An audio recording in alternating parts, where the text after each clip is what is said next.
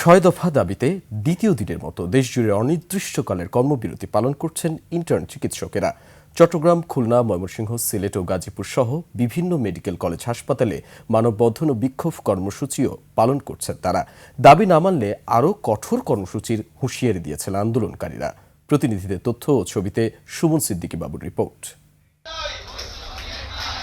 Chittagong medical college হাসপাতালের intern চিকিৎসকরা দ্বিতীয় দিনের মতো কর্মবিরতি পালন করছেন। সকাল ৮টা থেকে শুরু হওয়া এই কর্মসূচির অংশ হিসেবে হাসপাতালের প্রধান ফটকে বিক্ষোভ সমাবেশ অনুষ্ঠিত হয়। একই দাবিতে খুলনা মেডিকেল কলেজ হাসপাতালেও দ্বিতীয় দিনের মতো কর্মবিরতি পালন করছেন ইন্টার্ন চিকিৎসকরা। দাবি আদায় না হওয়া পর্যন্ত আন্দোলন অব্যাহত রাখার ঘোষণা দেন তারা। ডাক্তার সমাজকে সবসময় নিষ্পেষিত করা হয়, তারা সর্বোচ্চ পরিশ্রম করে সেবা দিতে থাকে, কিন্তু তাদের দেখবেন তাদের বেতন কাঠামো বলেন, তাদের নিরাপত্তা বলেন, তাদের সব কিছুতেই অবহেলা করা হয়।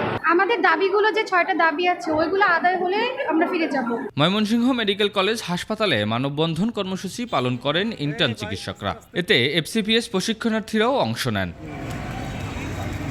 অন্যদিকে Sylhet MAG Osmani medical college হাসপাতালের প্রশাসনিক ভবনের পাশে অবস্থান কর্মসূচি পালন করছেন আন্দোলনকারীরা। দ্রুত দাবি বাস্তবায়ন না হলে আরও কঠোর আন্দোলনের ডাক দেওয়া হবে বলে জানান তারা। নোয়াখালীতে 6 দফা দাবিতে চলছে কর্মবিরতি।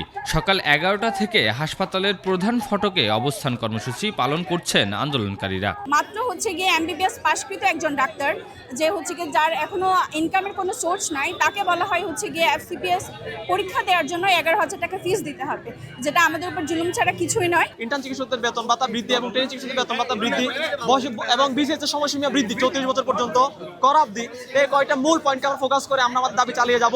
গাজীপুরের শহীদ তাজউদ্দিন আহমেদ মেডিকেল কলেজ হাসপাতালেও মানববন্ধন ও বিক্ষোভ কর্মসূচি পালন করছেন ইন্টার্ন চিকিৎসক ও শিক্ষার্থীরা।